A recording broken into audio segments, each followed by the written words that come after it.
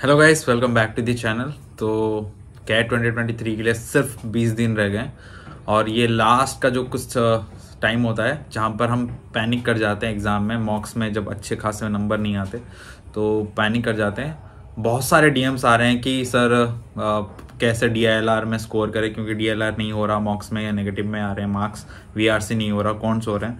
तो मैंने कुछ टॉपर्स का रिव्यू पॉइंट लिया, उनसे पूछा है जो ऑलरेडी 98-99 परसेंटाइलर है DILR में और बाकियों में। तो उनका कुछ टिप्स इस वीडियो में मैंने कवर किया है। हमारे कॉलेज के जो टॉपर्स हैं जिन्होंने कैट में अच्छा खासा स्कोर किया था, तो उनका जो प्रिपरेशन टिप है लास्ट 20 डेज का क्या प्रिपरेशन टिप्स रहता है, तो उन्होंने अपना खुद का एक्सपीरियंस आपके लिए शेयर किया है इस वीडियो में।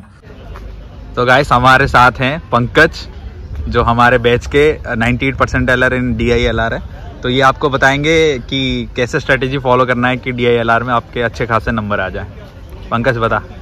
तो गाइस DILR के लिए कोई स्ट्रेटेजी नहीं है, बस अपने मतलब कि उसमें आपको 100% क्वेश्चन सोल्व करने की ज़रूरत नहीं होती है। DI में अगर आपको मार्क्स स्कोर करने हैं तो आपको 2 सेट वो चूज़ करने हैं जो आपके लिए इजी हो और सोल्व करने आसान हो।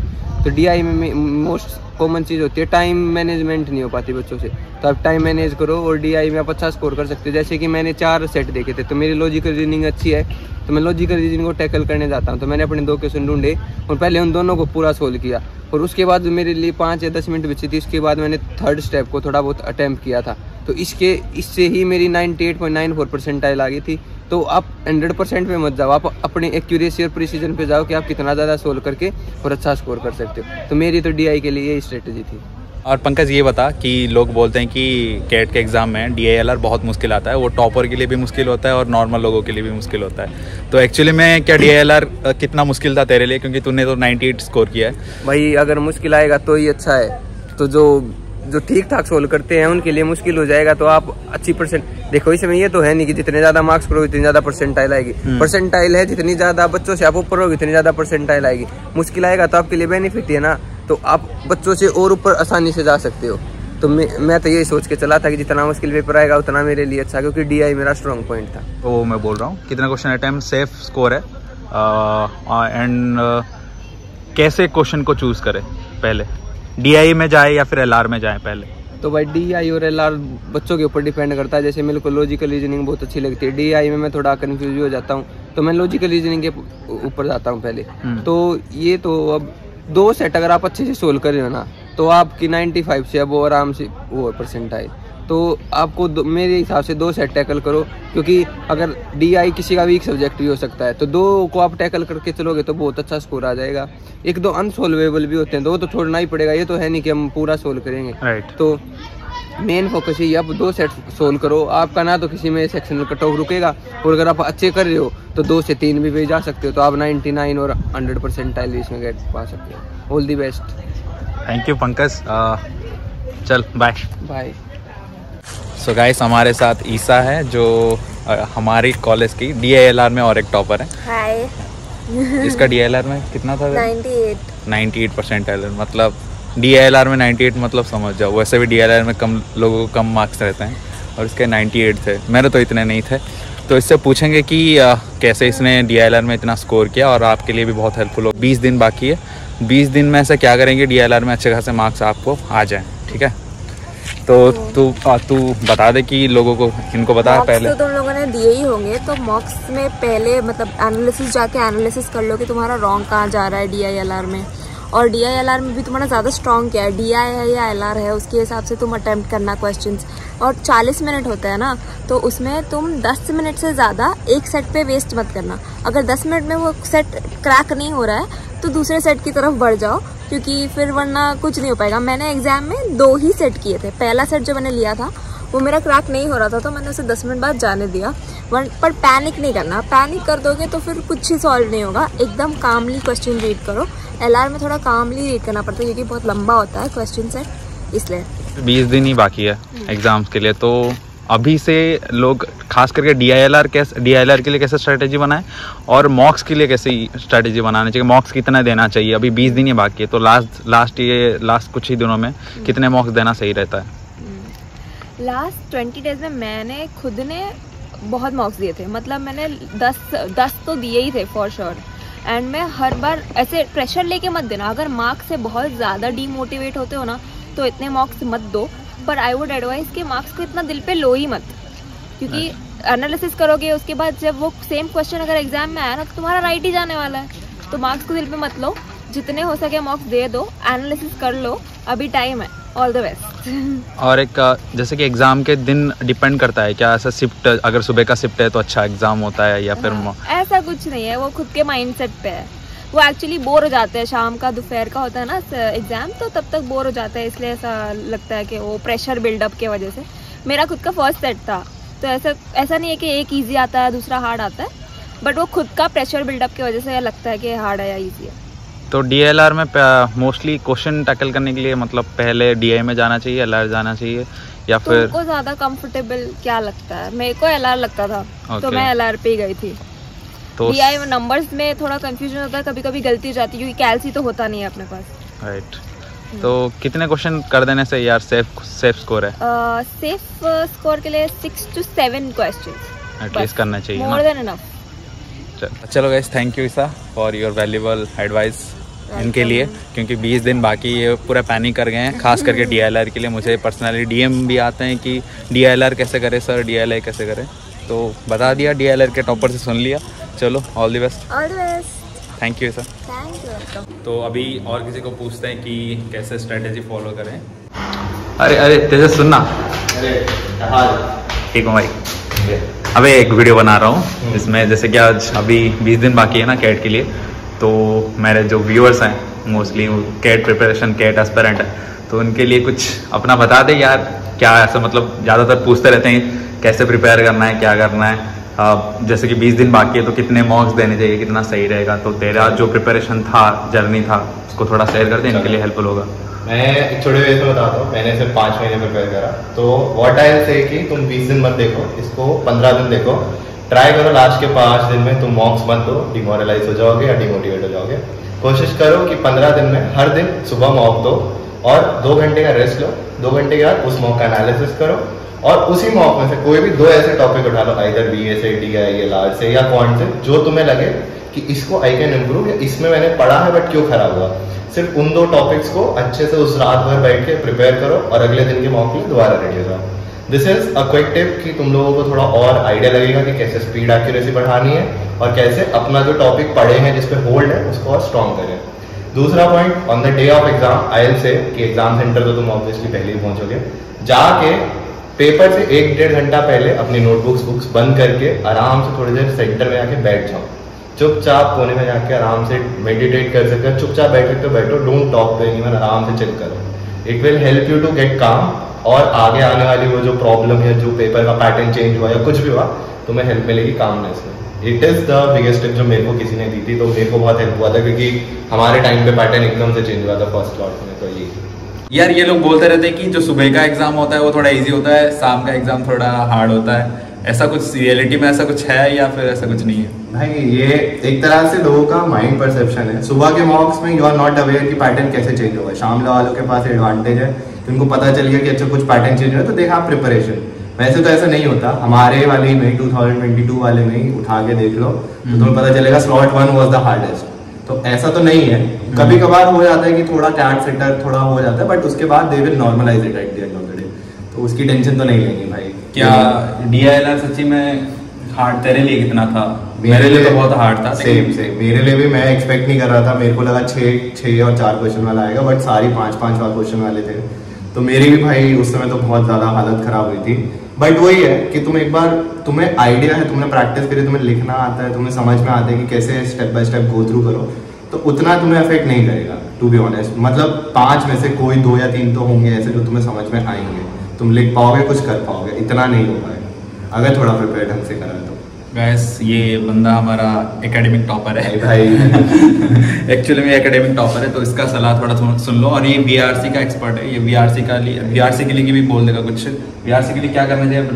BA में हाँ, एक बड़ा मिथ आई बस्ट कि मैंने कभी रीडिंग्स नॉवल नहीं पढ़ी, मैं सिर्फ न्यूज़पेपर पढ़ता था सुबह उठ के, एडिटोरियल हो। और अब लास्ट मंथ आ गया, तो do one thing, simple go and solve दिन की 1 या 2 RC। अरे यार जैसे कि ये लोग बोलते हैं कि सुबह का जो एग्ज़ाम होता है वो थोड़ा इजी होता है और शाम का एग्ज़ाम जो हार्ड होता है, तो ये मिथ है या फिर रियलिटी में ऐसा कुछ है? तो तूने ऐसा जब एग्ज़ाम दिया था तूने ऐसा कुछ फील किया? नहीं, तो यही है एक मतलब लोग यही परसेप्शन होता है कि सुबह वाला एग्जाम जो होता है उसमें अनसर्टेनिटी होती है, लोगों को पैटर्न नहीं पता होता। शाम वाले तक थोड़ा आइडिया मिल जाता है तो दे कैन प्रिपेयर कि अच्छा पैटर्न चेंज होता है, बट मोरल ऐसा नहीं होता। It is all about the perception. हमारे वाले 2022 में भी slot 1 was very difficult as compare to 2 and 3, but at the end of the day CAT authorities normalize करती हैं, तो कोई ऐसा इशू नहीं होगा तुम लोगों को कि मुश्किल हुआ तो नॉर्मलाइज हो जाएगा। गाइस ये हमारा एकेडमिक टॉपर है, सो इसकी बात थोड़ा सुन लो। और ये VRC का एक्सपर्ट है, तो अभी VRC का भी कुछ बता दे यार। VRC जैसे लोग बोलते हैं अभी लास्ट मोमेंट में न्यूज़पेपर वगैरह पढ़ना चाहिए या फिर खाली मॉक्स के ऊपर फोकस करना चाहिए? आई विल से भाई मैं अपना मिथ बस्ट करूँगा, मैं कभी नॉवेल्स और ये सब नहीं पढ़ी। न्यूज़पेपर में बस एडिटोरियल्स पढ़ो हिंदू से, बाकी कुछ नहीं करने की जरूरत। तुम लोग मॉक तो दे रहे हो, एनी मॉक्स वाले जो RCs कर रहे हो वो अच्छे से पढ़ो, उसका जब तुम लोग एनालिसिस करो तो अच्छे से उसको रीड करो, कॉम्प्रीहेंड करने की कोशिश करो, रश टू मत करो, ट्राई टू कॉम्प्रीहेंड इट बस। चल भाई चलो, थैंक यू भाई। ओके, मेरा जो चल रहा है वीडियो इसी के लिए कि आप एक बार टॉपर से सुन लो कि वो उन्होंने क्या उनके टाइम में फॉलो किया था, तो आपको ज़्यादा गाइडेंस मिलेगा, ज़्यादा सही एडवाइस मिलेगा उनसे। चलो एक सही बंदा मिल गया जो आपको ठीक ठाक स्ट्रेटेजी बता देगा। और ऋतुष भाई, this is all in one Paresh. आज हमें मौका मिला है इनके चैनल में फीचर होने का। अरे ये आपका बड़ापन है भाई, ऐसा कुछ नहीं है। बता दो इनको कुछ अपना स्ट्रैटेजी, आपने क्या फॉलो किया था। और ऋतुज हमारे एकेडमिक्स में बहुत अच्छा है, टॉपर है हमारा, एक काइंड ऑफ टॉपर बता दो। अच्छा पढ़ता है?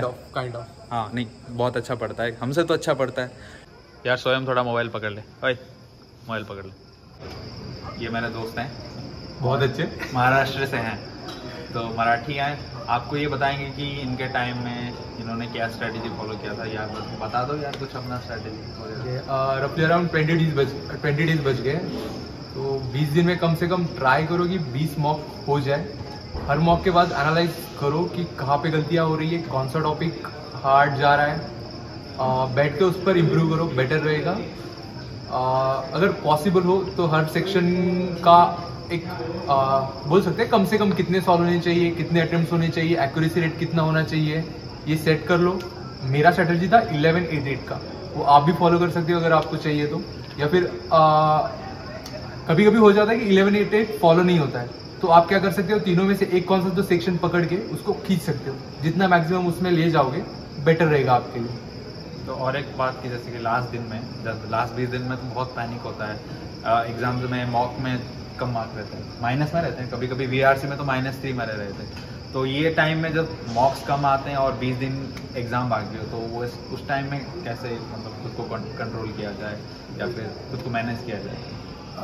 मार्क्स कम आ जाते हैं, हो जाता है यार कि मार्क्स कम आ जाते हैं, बट इम्पैक्टफुल उतना होना नहीं चाहिए वो कि मार्क्स कम ही आ रहे हैं। मतलब ये देख लो कि गाइस, हाँ मॉक्स के मार्क्स फाइनल मार्क्स नहीं होते, हाँ, क्योंकि आपको भी मार्क्स जितने थे मॉक्स में उतने ही रहे या फिर उससे ज्यादा रहे?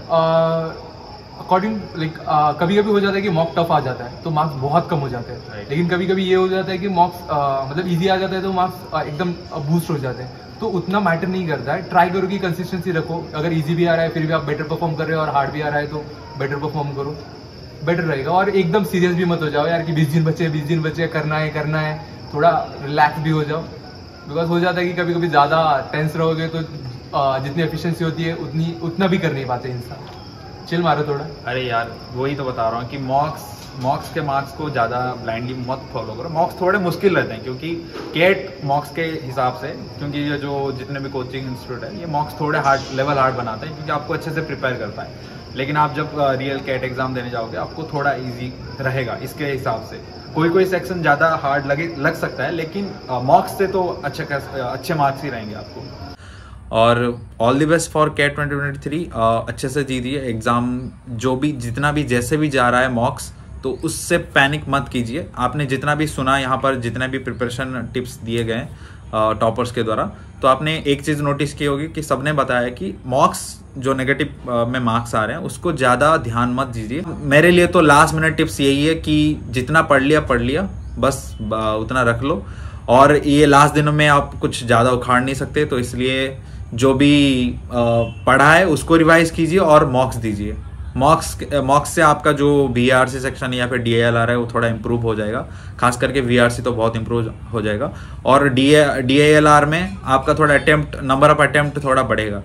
क्वांट्स के लिए आप जो भी गलतियां कर रहे हैं क्वांट्स में मॉक्स के दौरान, तो वो जो भी क्वेश्चन आप नहीं अटेम्प्ट कर पा रहे हैं उनको सेपरेट निकाल के उसको प्रैक्टिस कीजिए कि उसका आंसर कहाँ से भी ढूंढ के उसको प्रैक्टिस कीजिए। तो आपका ज़्यादा से ज़्यादा क्वेश्चन कवर अप हो जाएगा कि हाँ ये क्वेश्चन कैसे करते हैं, वो क्वेश्चन कैसे करते हैं। तो ये सब एक प्रिपरेशन टिप्स था, इसको फॉलो कीजिए। और लास्ट 20 डेज है और ज़्यादा टाइम वेस्ट मत कीजिए, वो एक बता दूँ, टाइम मैनेजमेंट सीखे सही कीजिए।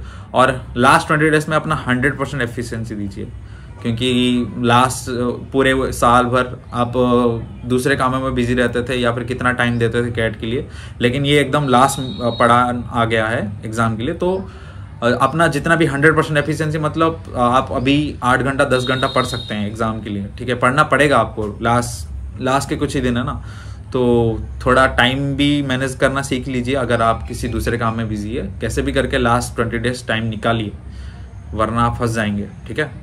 या फिर आप मुझसे जुड़ सकते हैं अनअकैडमी के प्लेटफॉर्म पे, जहाँ पर मैं लाइव सेशन करवाता हूँ। कैट से रिलेटेड जितना भी प्रिपरेशन गाइड्स है और मेंटरशिप है, वहाँ पर मैं प्रोवाइड करता हूँ लाइव सेशन के द्वारा। तो आप मुझे ज्वाइन कर सकते हैं, मुझे फॉलो कर दीजिए इंस्टाग्राम पे या फिर लिंक्डइन पे फॉलो कर सकते हैं। डिस्क्रिप्शन में लिंक है और अनअकैडमी का प्रोफाइल का भी लिंक है, वहाँ से आप मुझे अनअकैडमी पे भी फॉलो कर सकते हैं और मुझसे जुड़ सकते हैं। और कैट से रिगार्डिंग जितना भी प्रिपरेशन गाइड है वो आप मुझे वहाँ पर जो भी पूछना है वहाँ पर कमेंट सेक्शन में पूछ सकते हैं, उसको मैं लाइव सेशन के दौरान आपका क्लियर करवाऊँगा। ओके, इस वीडियो में इतना ही, फिर आऊँगा नेक्स्ट वीडियो में। चलो बाय।